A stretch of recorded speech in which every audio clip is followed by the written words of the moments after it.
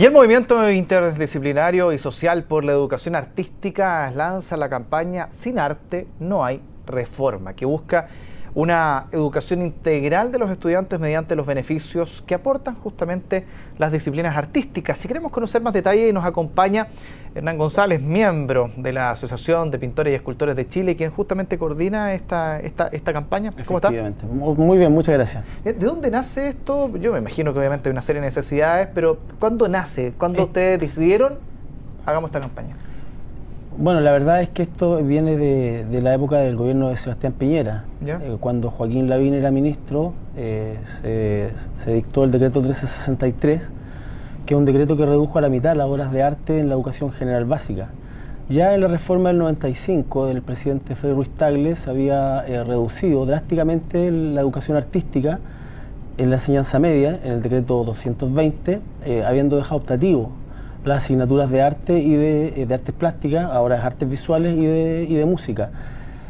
Entonces nos empezamos a reunir una serie de organizaciones ligadas al ámbito educativo y al ámbito artístico, Colegio de Profesores, la APECH, Promus, un grupo de músicos y de profesores de la Quinta Región, el Consejo Chileno de la Música, para plantearle al gobierno de Piñera en ese momento la inconveniencia de tomar una medida como esta. Y cuando fue el cambio de gobierno y asumió la presidenta Bachelet, en la Asociación de Pintores tuvimos una discusión en la directiva y pensamos que era un momento oportuno la reforma educacional para reponer la discusión sobre las horas de arte, no ya para resistir o para tratar de impedir que se recortaran las horas, sino para exigir al nuevo gobierno que se introdujera como parte de la reforma educativa una discusión acerca del rol de la educación artística en el currículum escolar y eventualmente y ojalá la reposición de las horas que se habían venido perdiendo incluso desde el año 81. La dictadura militar a través del decreto 300 también dejó optativas las asignaturas artísticas. Este es un proceso muy largo.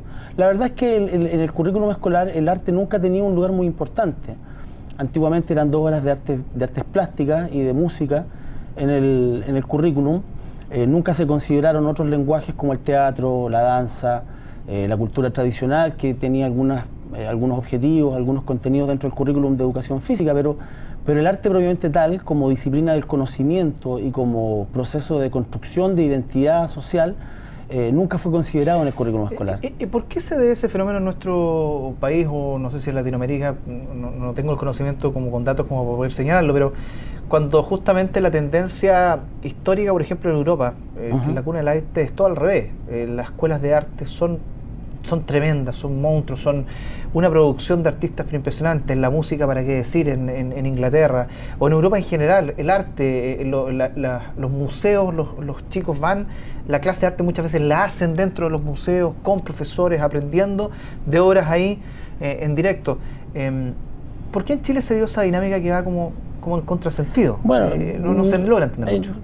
Lo de Latinoamérica es relativo, o sea, hay países de América Latina que estamos trabajando en un análisis comparativo de las currículas de arte con un grupo de académicos universitarios, académicos de la Universidad Alberto Hurtado, de la UMCE también, con la Internacional de la Educación Artística, con INSEA.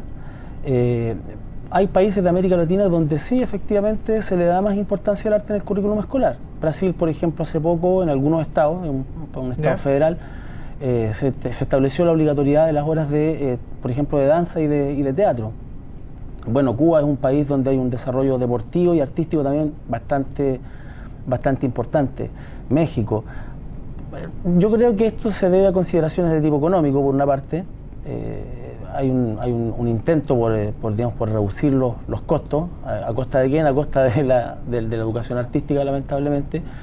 Y por otra parte también yo creo que hay una desconsideración acerca de la importancia que tiene esto, no solamente como una actividad de entretención o como una actividad decorativa dentro del currículum escolar, sino que como una actividad de conocimiento. Nosotros sostenemos como movimiento, y yo creo que eso es lo más importante que nosotros hemos planteado, que el arte y lo que denominamos la cultura artística es una forma de producción de bienes culturales y de resguardo de la identidad de un país, de su soberanía, de su identidad cultural, de su autonomía. Es que justamente ahí toca un punto importante, que es la riqueza intelectual, la riqueza cultural de cualquier país, de cualquier sociedad.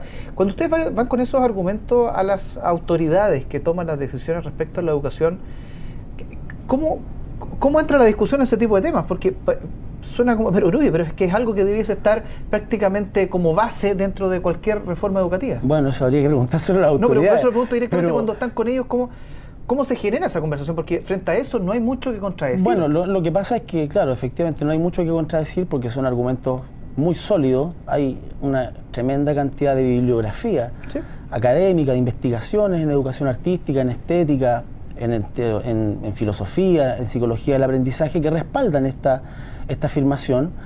Siempre vamos a topar con los problemas del financiamiento y además en el caso de Chile nos topamos con las limitaciones que tiene la propia institucionalidad del propio Estado para poder implementar una política cultural y de educación artística porque todo se basa en el fondo concursable, todo está sujeto a las intermediaciones de agentes culturales como ONGs, digamos, sociedades de gestión. Hay iniciativas en todo caso. O sea, hoy día, por ejemplo, la creación de los 15 centros de creación regional, la formación de los 15 centros de creación regional que están en el programa de la presidenta Bachelet, el programa de fortalecimiento de la educación artística que también está impulsando este gobierno, las mesas regionales de discusión del currículum para la educación artística diferenciada, pero siempre topando con, yo diría, el problema del tiempo. Nosotros lo que estamos planteando es que la educación artística no solamente debe ser una actividad optativa o estar dentro de un concepto general de la escuela, sino que debe haber un tiempo especialmente dedicado a la actividad artística, horas en el plan de estudio, porque en algún momento los niños, los jóvenes de este país tienen que crear. El arte no es solamente, y la cultura no es la ópera, no es el ballet, no es el charango y no es la cueca. Cultura es la forma en que nosotros intercambiamos, la forma en que convivimos, son los buenos modales, la apreciación estética de la vida, la genera identidad, la generación de identidad, la recuperación del patrimonio, la mantención de nuestras tradiciones, todo eso es cultura. Y eso no es una obra que puedan hacer especialistas o profesionales del arte y de la cultura que se la van a entregar o se la van a vender a otros. Eso lo produce un pueblo. Y en el caso de una escuela, si tú vas a cualquier escuela, cuando se conmemoran las fiestas patrias, cuando se hace una celebración, no sé, del Día de la Madre, o el aniversario de un colegio, por ejemplo, el natalicio Pablo Neruda, ahora también se recuerda mucho, qué sé yo, Violeta Parra, Víctor Jara. Se generan actividades en las que los alumnos crean, los estudiantes, los jóvenes crean.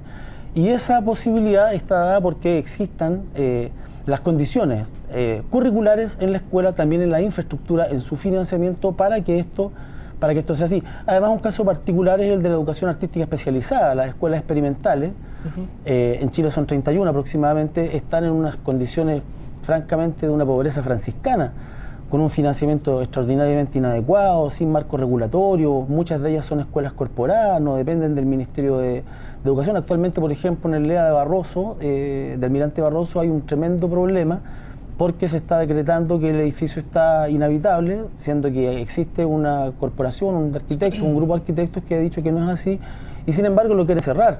Y eso es algo similar pasó con el LEA del Experimental Artístico Mapocho, que ahora está funcionando en Maipú. Hay una serie de aspectos que tienen que ver con la educación artística que no son solamente el currículum escolar. El problema del financiamiento y la infraestructura. Hacer clases de arte no es una clase común y silvestre. O sea, un profesor de arte como yo, de artes visuales, necesita una sala apropiada donde los alumnos puedan pintar, puedan ensuciar, puedan lavar los pinceles, puedan moverse, puedan experimentar con los materiales, no pueden estar sentados en un escritorio haciendo un dibujo o haciendo una lámina. En el caso de un profesor de danza, imagínate, yo tengo colegas de danza que me dicen no podemos hacer clases en una sala de 2x2 con 30 alumnos porque necesitamos por lo menos 1,5 metros aproximadamente por alumno para que puedan desarrollar sus ejercicios. Lo mismo los profesores de teatro. En el caso de los profesores de música, en muchas escuelas no hay guitarra, no hay una flauta dulce, no hay una sala especial para poder practicar música. Y cuando ustedes se acercan a quien toman las decisiones, las autoridades, este espacio que ustedes están planteando, que yo te escucho, lo mismo le debe pasar a quienes están en sus casas, y uno dice, ojalá hubiese alguien que tomara esto realmente en serio como se viene aportando hace bastante tiempo. ¿Está ese alguien que se lo tome en serio en estos momentos? ¿Existe esa persona que usted les diga, les abra la puerta, como saben que ya este es el momento en que lo que ustedes están planteando por fin sea? No te podría nombrar una persona con nombre y apellido, pero sí por lo menos hemos visto que hay una buena disposición existe en el Ministerio de Educación y en el Consejo de la Cultura. Pero como te digo, lamentablemente con una institucionalidad que es muy inapropiada. Imagínate que la educación artística depende del Consejo Nacional de la Cultura y no del Ministerio de Educación, y donde se elabora el currículum escolar en el Ministerio en la unidad de currículum del Ministerio de Educación. Entonces ahí hay una suerte de pimponeo que es bastante incómodo para nosotros, para los actores, para los profesores, para los que estamos preocupados de la educación artística, porque nos vamos de un lado a otro. ¿Y han tenido la oportunidad de poder conversar con quienes deben corregir eso? Eso me imagino en el Parlamento. No, en el Parlamento hemos encontrado una buena recepción, porque existen muchos parlamentarios con una alta sensibilidad para esto. Imagínate que cuando fue lo de Lavín, que te comentaba yo, el año 2011, nosotros tuvimos varias conversaciones con los parlamentarios en esa época, con Rodrigo González, con la Cristina Girardi, la María Antonieta Sá, otros que no recuerdo, Lautaro Carmona también en ese momento estuvo participando en estas conversaciones acerca de la educación artística, y se aprobó unánimemente en el Parlamento un proyecto de acuerdo que le recomendaba al gobierno de Piñera reponer las horas de arte, que hubiera 2 horas de arte semanales obligatorias en todos los establecimientos desde primero básico hasta cuarto medio, que debían haber profesores con especialidad, que ese es otro tema, el tema de la formación de los profesores para poder impartir las disciplinas artísticas, que se tenía que invertir en infraestructura, pero el Parlamento en esta materia no tiene atribuciones, esto depende del Ministerio de Educación, de un decreto supremo, exactamente. Y eso, afortunadamente nosotros vemos que hay una voluntad política de avanzar en un problema que es extraordinariamente complejo. La ministra de Educación, en la inauguración de la Semana de la Educación Artística, que fue esta semana, que es una iniciativa que impulsa la UNESCO en todo el mundo, en su discurso inaugural lo planteó. Nosotros en algún momento como país, dijo la ministra del Piano, perdimos el foco y empezamos a preocuparnos solamente de las áreas del currículum que son medidas por el CIMSE, y abandonamos todo esto que también tiene que ver con el enriquecimiento cultural y humano de los jóvenes, de los niños chilenos y de las escuelas chilenas.